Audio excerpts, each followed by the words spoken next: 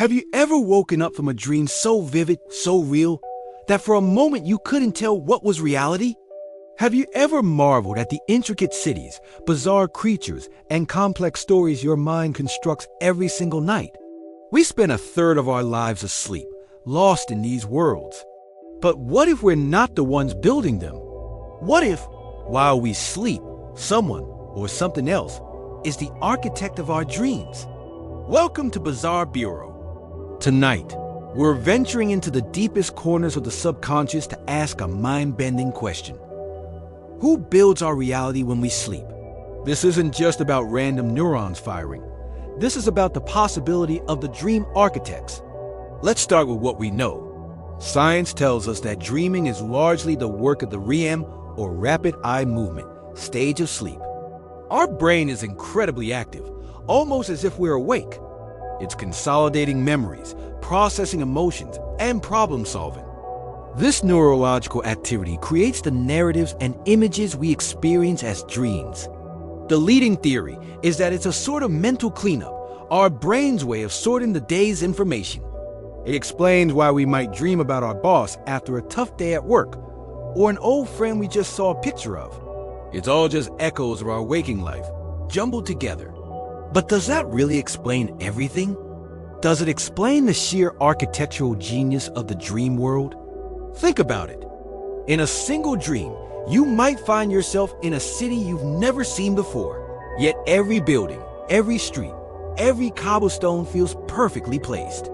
You might interact with people you've never met, who have their own personalities, histories, and motivations.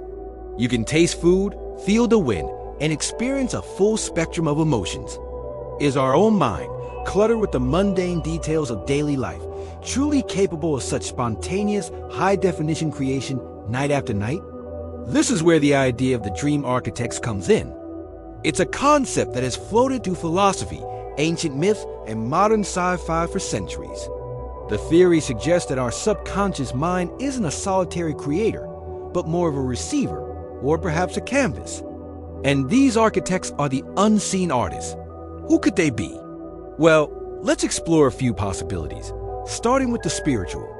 Many ancient cultures believed that the dream world was a genuine place, a separate plane of existence. The Australian Aboriginals call it the dream time, a sacred era where ancestral spirits shaped the world. The ancient Egyptians believed that gods like Thoth could communicate with mortals through dreams, sending messages, warnings, and prophecies. In these traditions, the architects were divine or ancestral beings, using dreams as a bridge between their world and ours. It wasn't just your brain firing. It was a conversation with the cosmos. Could our dreams be messages from a higher power, carefully constructed to guide us? Then there's the psychological perspective, pioneered by figures like Carl Jung. Jung didn't believe in external architects, but he proposed something just as fascinating: the collective unconscious. He theorized that beneath our personal subconscious, there's a deeper layer shared by all of humanity. It's a reservoir of universal symbols, myths, and archetypes, like the wise old man, the hero, or the shadow.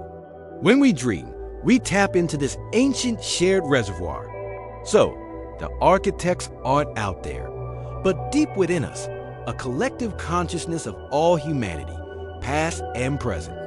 The incredible complexity of our dreams isn't just our own creation, but the result of drawing from a library of human experience that's millions of years old. The city you've never seen. Maybe it's built from the collective memory of every city ever imagined. This idea of a shared dream space is a powerful one. Have you ever heard of shared dreams? People who claim to have had the exact same dream as a friend or family member on the same night. While many cases can be explained by shared experiences and conversations, some are just too specific, too weird to be a coincidence. If we are all connected to this collective unconscious, could it be possible for us to occasionally tune into the same broadcast? To meet in the same dream space built by these shared archetypal forces? Now, let's get even more bizarre and step into the realm of simulation theory. What if our entire waking reality is a sophisticated computer simulation? If that's the case, then what is the dream world? Is it a diagnostics mode? a screensaver?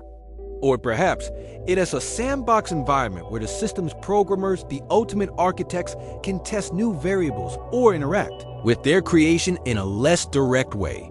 When you dream of flying, maybe it's a glitch or a brief moment where the physics engine of our reality is temporarily disabled. The strange, non-Euclidean geometry we sometimes encounter in dreams could be a glimpse behind the curtain, seeing the raw code of our world before it's fully rendered. In this scenario, the dream architects are the programmers of our universe. We're not just sleeping. We're logging out of the main server and entering a developer's workshop. This lines up strangely well with the phenomena of lucid dreaming. Lucid dreamers are people who become aware that they are dreaming and can, to varying degrees, control the dream's narrative. They can choose to fly, to conjure objects, or to change the scene entirely. If the dream world is a sandbox, then lucid dreamers are the people who have figured out how to access the admin controls. They aren't just experiencing the world built by the architects. They are co-creating with them. They found the console commands. Experienced lucid dreamers often report that while they can influence the dream, there's still an underlying structure that feels independent of them. They can change the weather, but they can't always change the city itself. Is this the work of the master architect, setting the fundamental parameters of the simulation? Let's bring it back down to earth for a moment, to something a little more personal. Think about the creativity that comes from dreams. Paul McCartney famously said the melody for Yesterday came to him in a dream. Mary Shelley was inspired to write Frankenstein after a terrifying nightmare. The chemist August Kekulé discovered the ring structure of benzene after dreaming of a snake eating its own tail. Where does this profound inspiration come from? Is it just our subconscious connecting dots in a novel way? Or are the dream architects giving us a little nudge? Are they planting seeds of genius, art, and discovery into our minds while we're most receptive? Perhaps dreams aren't just for processing the past, but for building the future. The architects aren't just building fantasy worlds. They're helping us build a better waking world. So, we have gods, ancestors, a collective human consciousness, or cosmic programmers. Whatever you choose to call them, the idea of dream architects challenges the notion that our inner world is solely our own. It suggests we are part of something much, much bigger. Of course, there's no definitive proof. These are theories, thought experiments designed to explore one of life's greatest mysteries. The scientific explanation that it's all just our brain is the most logical and evidence-based. But it's not the most magical, is it? It doesn't quite capture the awe and wonder awakened from a world that felt more real than reality itself. So tonight, when you go to sleep, pay attention. Don't just dismiss your dreams as random noise. Look at the details. Admire the architecture of the impossible castles. Listen to the words of the strangers you meet. Ask yourself, who built this? Am I alone in here? Or am I getting a private tour from the universe's greatest artists? The dream architects may be silent, but their work is all around us for a third of our lives. You just have to know where to look. What do you think? Is it all in our heads, or is there an unseen hand at work? Let me know your wildest dream theories down in the comments. I'd love to read them. Thanks for joining me here at the Bizarre Bureau. If you enjoyed this journey into the subconscious, make sure to like, subscribe, and hit that notification bell so you don't miss our next investigation. Sleep well, dream big, and stay curious.